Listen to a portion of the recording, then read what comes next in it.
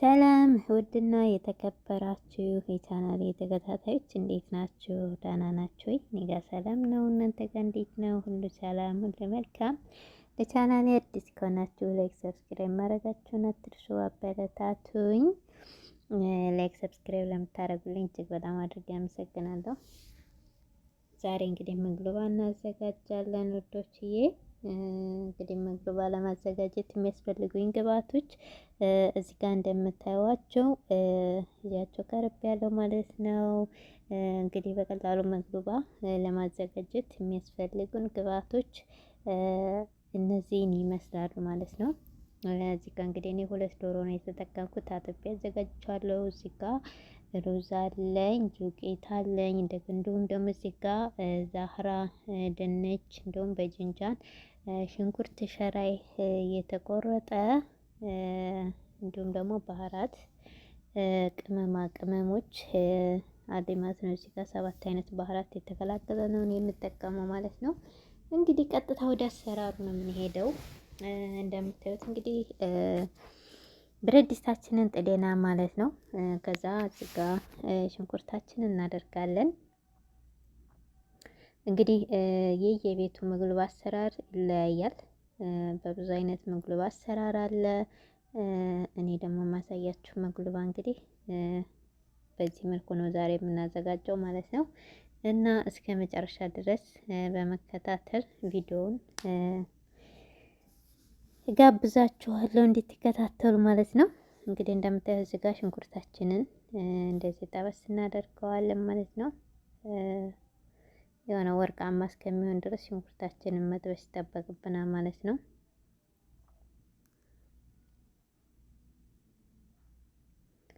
እና እንግዲህ እንደዚህ እያማሰልን ሽንኩርታችን ያወጣ አንድ ቦታ ላይ ብቻ ከተውነው ስለሚያርብን እንዳያርብን ያው በየቦታው ሁሉም አንድ አይነት እንዲሆን እናማስለዋለን ማለት ነው። ከዛ በመቀጠል እዚህ ጋር ግርፋ ቀረፋ ጨመርኩ፣ ጨው እንዲሁም ባህራት። ይሄ ባህራት ባይዘው 7 አይነት ባህራት አንድ ጋር ገላግዬ የማስቀምጠው ባህራት የሚሸከል ነው ማለት ነው። ሁሉም አይነት ባህራት አለው ማለት ነው። ያው 7 አይነት ቅመም የተቀላቀለ ነው። በጣም ቆንጆ ነው። በብዛት ታገኙታላችሁ። እንደዚህ ሞሎች ላይ በተለይ ደግሞ የባህሬን ሱቆች ላይ ምናምን ታገኙታላችሁ ማለት ነው። በብዛት ከባህሬን የሚዘጋጅ ባህራት ነው ማለት ነው። እና እንግዲህ እንደምታዩት እዚህ ጋር ቅመሙን ሽንኩርቱን በደንብ አድርገን እንደዚህ ጠብስ እናደርገዋለን ማለት ነው። ከዛ በመቀጠል ዶሮአችንን እንግዲህ አጥበን በሎሚ በከል በጨው በደንብ ያጠብናትን ዶሮ እንደዚህ እንጠቀማለን። እኔ እንግዲህ ቆዳውንም አላነሳም። ከዛ ላይ ደግሞ 2 ብቻ ነው የምቆርጣት ዶሮዋን ማለት ነው። እንግዲህ 4 ቦታም ቆርጣችሁ ቆዳውን አንስታችሁ የምታዘጋጁት መግሉብ አለ። እንዳልኳችሁ መግሉብ አሰራር እንደየቤቱ ይለያያል እና ደግሞ እንደሚወዱት ማለት ነው። እኛ ጋር አሁን በብዛት እንደዚህ ይፈልጋሉ ማለት ነው። ብዙም ዶሮ እንትን ስትል አይፈልጉም ስትቆራረጥ እንደዚህ በ2 ብቻ ተቆርጣ እንድትዘጋጅ ይፈልጋሉ ማለት ነው። እንግዲህ እንደምታዩት ዶሮአችንን እንደዚህ ካስገባን በኋላ ዶሮአችንን በደንብ እናሸዋለን ማለት ነው። ከቅመሙ ጋር ክድን እያደረግን በደንብ አድርገን እሽት እናረጋታለን ማለት ነው። ዶሮዋን እንደዚህ ከቅመሙ ጋር በታሸይ ቁጥር የበለጠ ጣዕም ይኖረዋል ማለት ነው።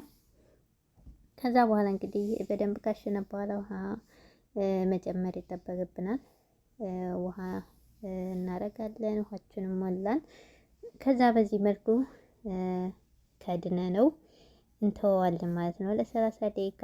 እዚህ ጋር ሩዛችንን እናጥባለን። እንግዲህ እኔ የምጠቀመው ሩዝ ሰንዋይት ነው። እናንተ የምትፈልጉትን ሩዝ መጠቀም ትችላላችሁ ማለት ነው። እኔ ግን ሰንዋይት ነው የምጠቀመው።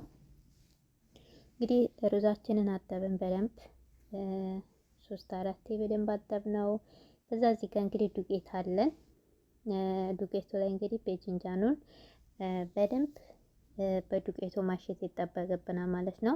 እንደዚህ የምናሸው ደግሞ ለምንድን ነው ካላችሁ ውዶቼ፣ ቤጅንጃን በጣም ዘይት ይጠጣልና ዘይት እንዳይዝብን ነው። እንደዚህ በዱቄት ስናሸው ብዙም ዱቄት እንትን ዘይቱን አይመጥብንም ማለት ነው። እሱ ለዛ ነው ዘይት እንዳይጠጣ ነው። በደንብ አድርጋችሁ እንደዚህ ያገላበጣችሁ በዱቄቱ በደንብ አድርጋችሁ እያንዳንዱ እንደዚህ እሽት ታደርጉታላችሁ። ከዛ እንግዲህ እንደዚህ በምታዩት መልኩ በጅንጃናችንን በዚህ መልኩ አሸነው በዱቄታችን። ከዛ እዚህ ጋር ደግሞ ሽንኩርት በቁመቱ የቆረጥነው ሽንኩርት አለን ማለት ነው። ሽንኩርቱንም እንግዲህ በዱቄት በደንብ እናሸዋለን ማለት ነው። ዘይት እንዳይጠጣ ሽንኩርቱ እንግዲህ እንደዚህ ሽንኩርቱን እንደዚህ ፍትት ካደረግነው በኋላ ተለይ ዱቄት እንደዚህ ንስንስ እያደረጋችሁ እሽት አድርጉት ማለት ነው። ይህንን ስታደርጉት ለምንድን ነው እንትን እንዳይልባችሁ ነው። እሺ ውዶች፣ ዘይት እንዳይጠጣ በኋላ ላይ ዘይቱን ተጠጣ በኋላ ውጭ ላይ ስታወጡት አይደርቅም። ገባችሁ? የሆነ እንትን ነገር ይሆናል ማለት ነው። እንደዚህ ግን ካደረጋችሁት በዱቄት ከታሸ ግን የሆነ ኩሽ ኩሽ ነው የሚለው፣ የሆነ እንደመቆረጠም ነገር ኩሽ ኩሽ ይላል ማለት ነው። ድርቅ ስለሚል ዘይት ስለማይኖረው ማለት ነው። እንግዲህ እንደምታዩት ብጅንጃናችንን እንትናችንን በዚህ መልኩ አደረግን። አሁን ዘይታችንን አጋልን። ከዛ በመጀመሪያ ድንችን የምንጠብሰው እንደሚታወቀው ማለት ነው። ያው ድንቹ ንጹህ ስለሆነ ድንቹን ከዛ ደግሞ እያለን እንቀጥላለን ማለት ነው። እና እንግዲህ በምታዩት መልኩ አድርገን እንደዚህ እንጠብሳለን ማለት ነው። ዘይቱ በደንብ ሲግልልን ድንቹን እናስገባለን፣ እንዳይጠጣ ዘይቱን ማለት ነው። እኔ እንግዲህ በክቡ ነው የቆረጥኩት ድንቹን። እናንተ እንግዲህ እንደ ፍላጎታችሁ መቁረጥ ትችላላችሁ። በጅንጃኑንም በክብ መቁረጥ ትችላላችሁ። እኔ ግን በቁመቱ ነው የምቆርጠው። ከዛ በኋላ እንግዲህ እንደዚህ ድንቻችንን እያገላበጥን እንጠብሳለን። ብዙም ማረር የለበትም። የሆነ ወርቃማ ከለር እስከሚያመጣልን ድረስ ግን በደንብ መጥበስ ይጠበቅብናል ማለት ነው። እና እንግዲህ እንደምታዩት እንደዚህ እያደረግን በደንብ እንጠብሰዋለን ውዶቼ። ከዛ እዚህ ጋር ዶሯችን እየበሰለ ነው። እንግዲህ ድንቻችን በዚህ መልኩ ተጠበሰ። እንደምታዩት ወርቃማ ሲሆን በቃ ወጣ ነው ማለት ነው። ለምን ከዚህ በላይ መብሰል ስለሌለበት ነው። እስከዚህ ድረስ ከበሰለ በቂ ስለሆነ ለዛ ነው ያወጣሁት ማለት ነው። እና ከዛ ደግሞ ምንድነው የምንቀጥለው? ቀጥሎ ዛህራ ነው። ዛህራውን እንግዲህ በምታዩት መልኩ እንደዚህ እንጠብሳለን ማለት ነው። ዛህራውንም በምታዩት መልኩ ዛህራውንም እንደዚህ እንጠብሳለን ማለት ነው። እንግዲህ እንደምታዩት ነው ዛህራው በደንብ እያገላበጥን መጥበስ ይጠበቅብናል።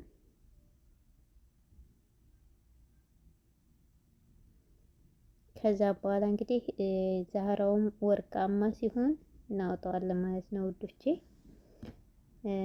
በጣም እንዲበስል እንዳታደርጉት። ወርቃማ ሲሆን በዚህ መልኩ እናወጣዋለን ማለት ነው።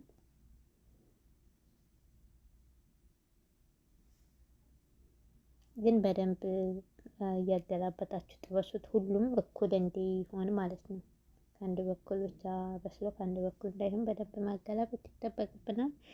እንግዲህ በዚህ መልኩ እየሰራን ነው ማለት ነው ውዶቼ። ከዛ ዛህራችንንም ጠብሰን ጨረስን። ከዛ በመቀጠል ምንድነው በጅንጃኑ እንጀምራለን ማለት ነው። ዛህራውን ጠብሰን ከጨረስን በኋላ መጨረሻ ላይ በጅንጃኑን እንጠብሳለን።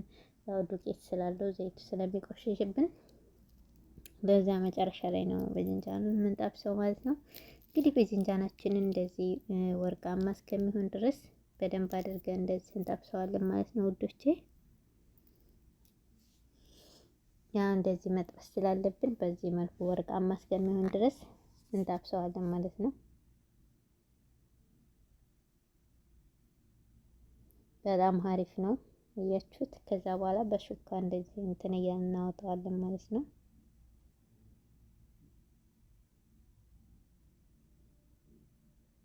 በሹካ እንግዲህ እንደዚህ እያደረግን እናወጣዋለን። እና እንግዲህ በዚህ መልኩ እያደረግን በጅንጃናችን እንጠብሳለን። እኔ በትንሽ መጥበሻ ስለምጠቀም ለዛ ነው። ትልቅ መጥበሻ ካላችሁ በአንዴም ጠብሳችሁ ትገላገላላችሁ ማለት ነው። እኔ ደግሞ እንትኑ ይሄ ዝርግግ ያለው መጥበሻ ዘይቱን በየቦታው እንዲፈናጠር ስለሚያደርግብኝ ብዙም አልወደውም ማለት ነው። እንደዚህ በትንሿ ጎድጓዳ ስለሆነ ለዛ ነው ይሄንን እቃ የምጠቀመው። እንግዲህ በምታዩት መልኩ ጨረስን፣ ጠባበስን። ዶሯችን በሰለ። ውሃውን ለብቻ ጎን ላይ ያያችሁት፣ መረቁን ለብቻ በሌላ ብረት ድስት አደረኩት። ከዛ ዶሮዋን ከታች አደረኩ ማለት ነው። ከዛ በመቀጠል እንግዲህ ጠባብሰን ከጨረስን በኋላ ዶሮአችንን በሰለይ። ከዛ ዶሮውን ከታች እናደርጋለን። ከዶሮ ከላይ ደግሞ ድንች እንደረድራለን ማለት ነው። ድንቹን እንግዲህ እንደዚህ በምታዩት መልኩ እንደረድረዋለን። ያው በኋላ ስንገለብጠው ቅርጽ እንዲይዝልን ማለት ነው። በኋላ ሲገለበጥ ርዙ ቅርጽ እንዲይዝልን እንደዚህ እናደርጋለን። ከዛ ዛህራውን ደግሞ እንደዚህ በምታዩት መልኩ እንደረድራለን ማለት ነው።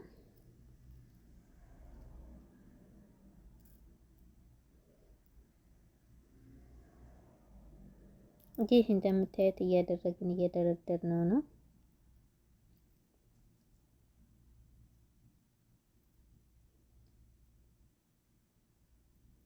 ከዛ መጨረሻ ላይ በጅንጃኑ ነው እንደዚህ የምንደረድረው። ያው እንደዚህ የምናስተካክለው በኋላ ላይ ስንገለብጠው ዲዛይኑ እንዲወጣ ነው። እሺ ጋይስ። ከዛ እንግዲህ በምታዩት መልኩ በጅንጃኑ ከላይ ያደረግን እዚህ ጋር እንደምታዩት ሽንኩርታችን በዚህ መልኩ ጠብሰን ማለት። ሽንኩርቱን ደግሞ ከላይ መጨረሻ ላይ በዚህ መልኩ እንበትንበታለን ማለት ነው። እንደዚህ እንበትነዋለን። ከዛ መጨረሻ እንግዲህ ሩዛችንን የምንጨምረው ማለት ነው። ከላይ እንዳልኳችሁ እንግዲህ መግሉባ ብዙ አይነት መግሉባ ነው። ሩዙን የተወሰነ ፐርሰንትም ማብሰል ትችላላችሁ ማለት ነው። የተወሰነ ፐርሰንት አብስላችሁ ማድረግ የምትችሉት አይነት መግሉባ አሰራር አለ። እኔ ደግሞ በዚህ መልኩ ነው የምሰራው ማለት ነው። እንግዲህ ሩዛችንን አደረግን። ሩዙ አልበሰለም። ያው እንዳልኳቸው አጥቤ ነው የዘፈዘፍኩት እንጂ ምንም አይነት እሳት አልነካውም። ከዛ በዚህ መልኩ ሩዛችንን ከላይ ከጨመርን በኋላ ምንድነው የምናደርገው? እንግዲህ የዶሮ አመረቅ አለ አይደል? ዶሮ አመረቅ እንደዚህ ከላይ እናደርግና በኋላ ላይ እሳቱ ሲመታው ወደ ላይ ይመጣል በራሱ ማለት ነው። ከዛ እንግዲህ እንደምታዩት የዶሮ አመረቅ ከላይ ጨመር ነው እና እንደዚህ አድርገን የዶሮም የሰራንበትን መረቅ ከዛ ከላይ ደግሞ ቅመም እንጨምርበታለን ማለት ነው። ከለር እንዲያወጣ በኋላ ላይ ከለርም ጣዕምም እንዲኖረው ከላይ እንደምታዩት ትንሽም ጨው ጨመርኩበት ማለት ነው። ትንሽ ከላይ ጨው በተን አድርጌበታለሁኝ። ከዛ በኋላ እንግዲህ እንደምታዩት እንደዚህ ባህራቱ እንዲቀላቀል እንደዚህ ከላይ እንደዚህ እንትን ባል እናደርገዋለን። በሹካ ነው እኔ የተጠቀምኩት። እንግዲህ እንደዚህ በተን በተን አደረግነው በምታዩት መልኩ። አሁን እንግዲህ ኦፕናችንን ከፍተን ኦፕናችን ላይ እንጥደዋለን ማለት ነው። አያችሁት እንግዲህ በዚህ መልኩ ቀስ እያለ እየበሰለ ነው። ትንሽ ውሃው ፈላ ሲል እሳቱን ትቀንሱታላችሁ ማለት ነው። እሳቱን ድብን አድርጋችሁ ቀንሳችሁ ትተውታላችሁ። እንግዲህ እንደምትመለከቱት በዚህ መልኩ በሰለ ማለት ነው እና በጣም ቆንጆ መግሉባ ነው ማለት ነው። ሞክሩት፣ ትወዱታላችሁ ብዬ ተስፋ አደርጋለሁ። በተለይ ደግሞ አያችሁት ሲገለበጥ በዚህ መልኩ ነው የሚሆነው ማለት ነው። በኋላ ላይ ሲገለብጡት ከዛ ከላይ ስኖበርና እኔ ሎዝ ብቻ ነው። ስኖበርና ሎዝ ካላችሁ ከላይ እንደዚህ ብትን ታረጉታላችሁ። ከዛ እንግዲህ ይህን የመሰለ መግሉባ በቀላሉ አዘጋጅተናል። በተለይ ልጆች ያላችሁ በጣም አሪፍ ነው፣ ይወዱታል። አትክልት ምንም ስላለው ቆንጆ ነው ማለት ነው። ይህን ይመስላል የዛሬው መግሉባ አሰራራችን ማለት ነው። በሌላ ቪዲዮ ተመልሰን እስከምንመጣ ድረስ መልካም ጊዜ፣ መልካም ቆይታ። ላይክ፣ ሰብስክራይብ ማድረጋችሁን አትርሱ። አበረታቱ ማለት ነው። ለምታደርጉልኝ ደግሞ እጅግ አድርጌ አመሰግናለሁኝ። እንግዲህ በቀላሉ እንደዚህ ነው ያዘጋጀነው ማለት ነው ውዶች።